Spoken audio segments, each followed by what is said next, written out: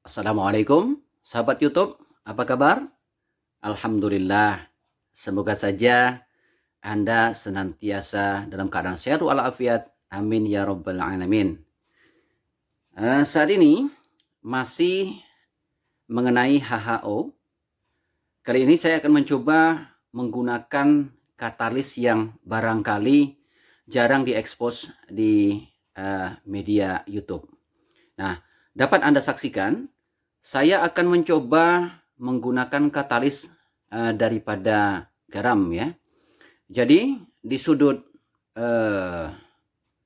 kanan Anda, di situ ada terlihat kristal salt ya. Jadi garam dapur ataupun garam yang asli.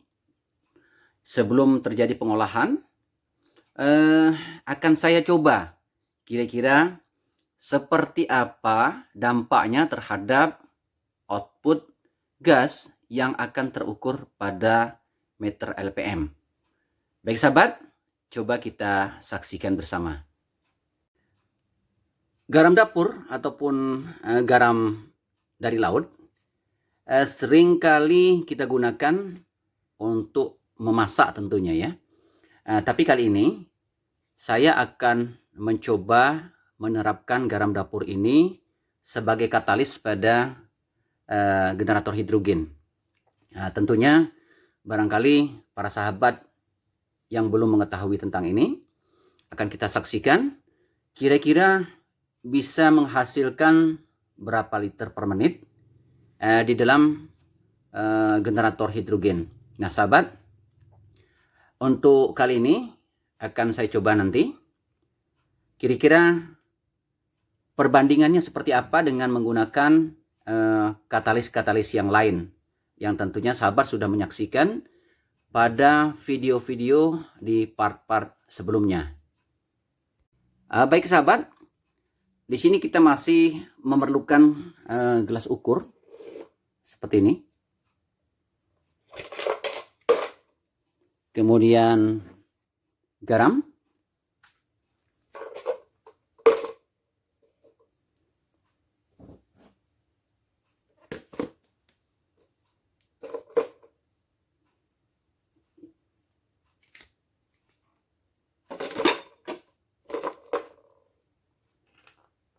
Dan ini air amidis ya.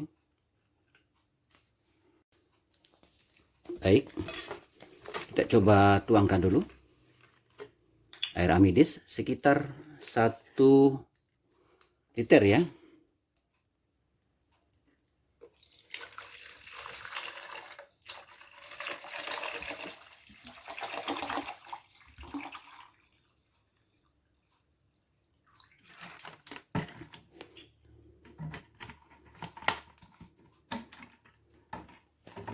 Nah, kemudian kita ambil kira-kira garam secukupnya. Karena perlu diingat ya sahabat ya, untuk menentukan besaran ampere itu mutlak katalisnya jangan berlebihan. Karena pada setting yang berikut ini saya berusaha untuk menetapkan seperti kesepakatan sebelumnya adalah 3 ampere. Artinya untuk mendapatkan hasil besaran ampere itu sangat bergantung sekali dengan berapa jumlah katalis yang kita bubuhkan di dalam air. Nah sahabat, saya memang masih belum mempunyai parameter untuk menetapkan seberapa banyak atau seberapa gram jumlah katalis yang dibubuhkan pada air. Tapi bisa dicoba-coba ya sahabat ya. Jadi katalis itu nanti bisa berulang-ulang dicoba sampai kita bisa mendapatkan sekitar 3 ampere ya arus yang ditarik dari sumber tegangan yaitu power supply ataupun aki. Nah, sahabat bisa mencoba-coba sehingga nanti akan ketemu arus yang dikehendaki. Nah, saat ini saya mencoba dikasih sedikit dulu segini ya sahabat ya. Jadi segini. Nanti akan kita lihat perubahannya. Kira-kira apakah sejumlah ini sudah mencukupi untuk mendapatkan nilai ampere sebesar 3 ampere. Oke? langsung saja kita tuangkan sahabat ya. Langsung kita aduk sampai merata sahabat ya.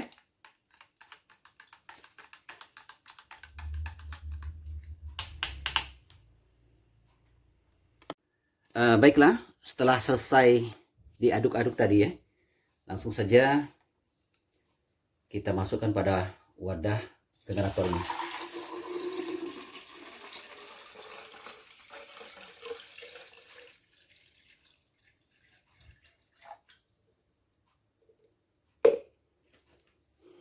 Nah, ini untuk ukuran airnya sekitar 1 liter. Nanti posisi ini kita tetapkan dulu. Jadi kita kasih spasi agar nanti ketika kemungkinan daripada katalis yang tadi kita berikan terlalu banyak, kita tambah air lagi. Nah, seperti itu ya sahabat. Kalau seandainya katalisnya kurang, tinggal kita tambahkan dan kita tambah air lagi. Sehingga nanti bisa sekitar segini ya sahabat ya. Oke, langsung kita coba dulu apakah arus yang ditarik sesuai dengan keinginan seperti apa yang saya sebutkan tadi. Oke, setelah itu langsung saja kita simpan dulu ke atas meja ya sahabat ya. Kemudian kita kemasi saja barang-barang ini.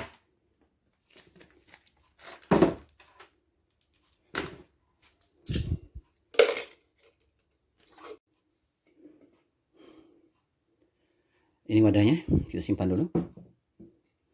Kemudian kristal saltnya.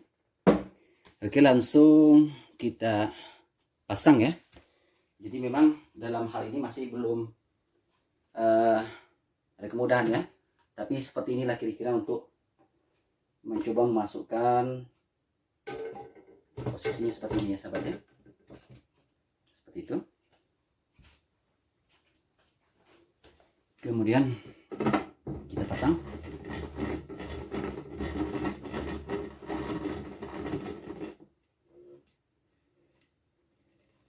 Oke. Kemudian kita hidupkan ya. Kita koneksikan dulu ke stop kontak.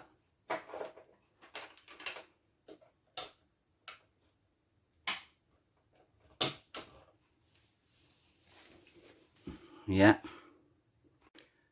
Baik sahabat ya, sudah terpasang dan di sini sudah cukup kencang sahabat ya. Tinggal kita on kan stop kontaknya. Kemudian berikutnya saklarnya kita on kan.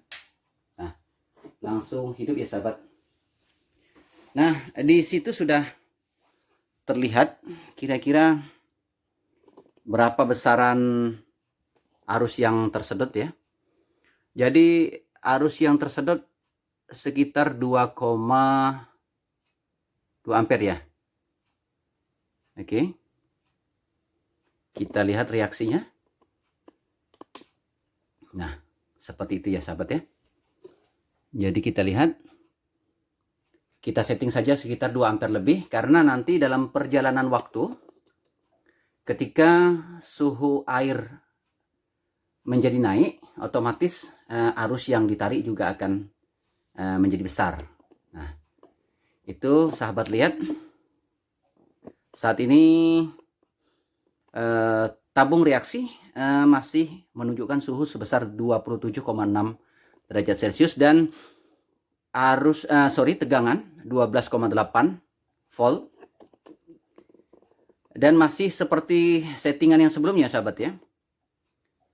Di situ saya masih memberikan settingan sebesar 64 Hz pada PWM dan 100% untuk Dati cycle-nya. Nah, di sini bisa kita lihat arusnya semakin naik,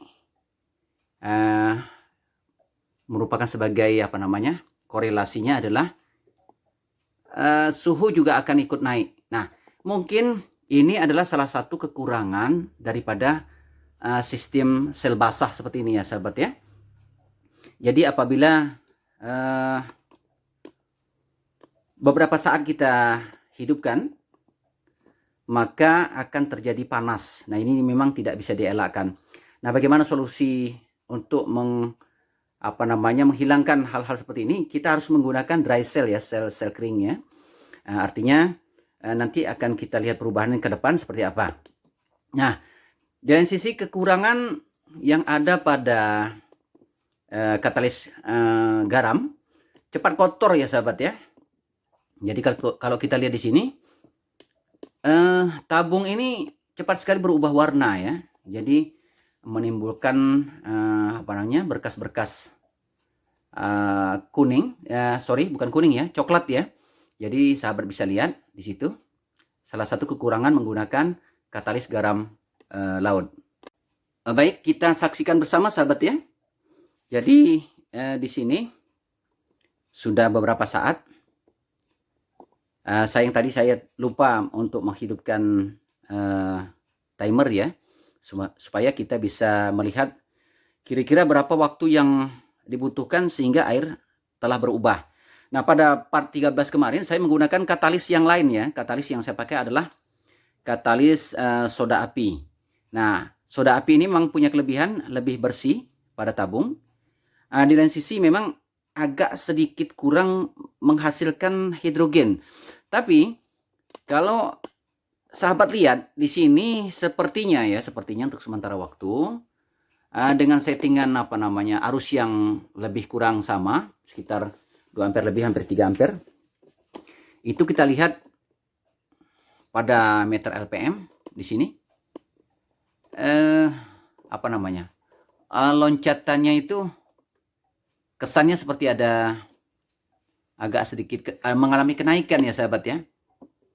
Nah, seperti itu. Nanti kita lihat beberapa saat lagi setelah kita coba ya, apakah bisa melebihi daripada katalis soda api ya.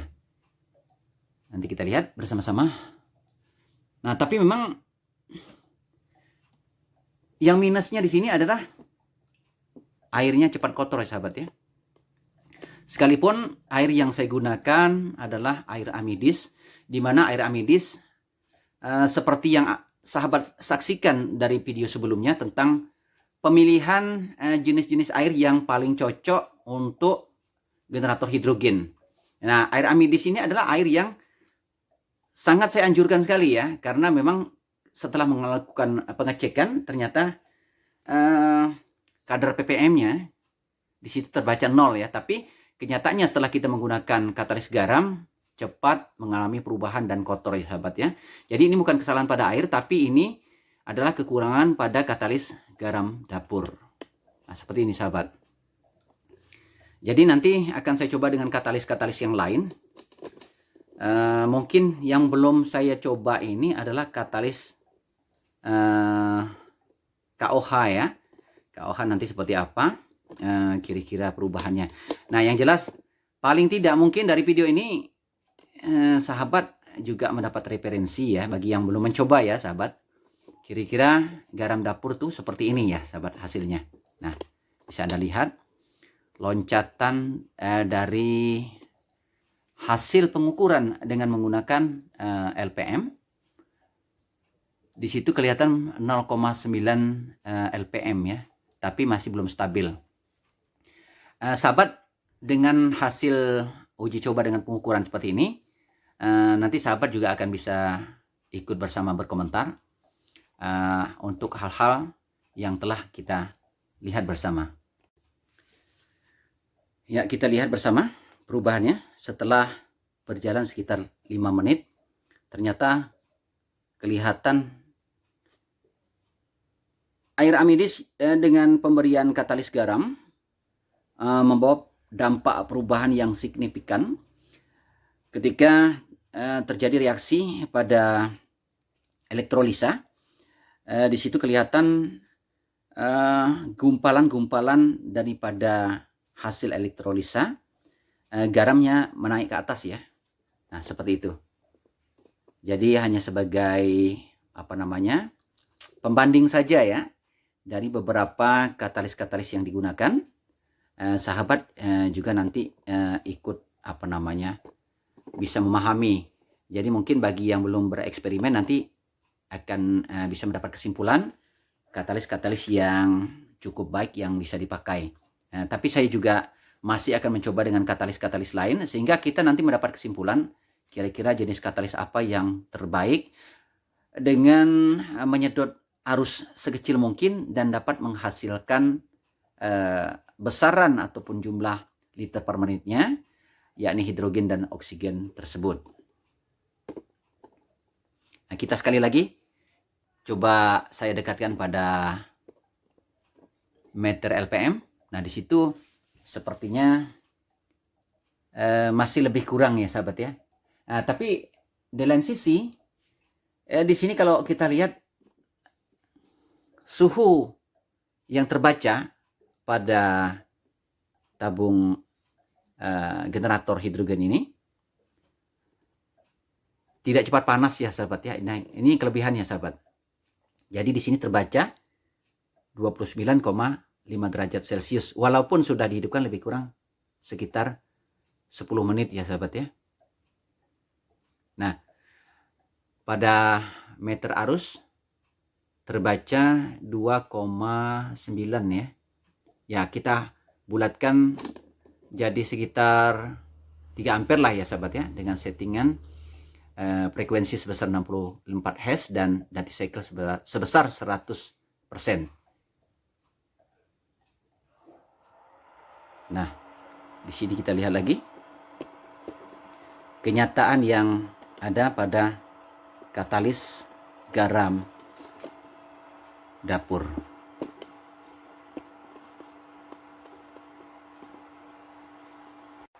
Baiklah sahabat, mungkin saya rasa cukup sekian dulu uji coba menggunakan katalis garam dapur dengan melihat parameter beberapa indikator ya, yakni indikator arus, kemudian besaran tegangan yang sudah terlihat, tentu sahabat melihat, dan termometer yang digunakan di dalam tabung tersebut.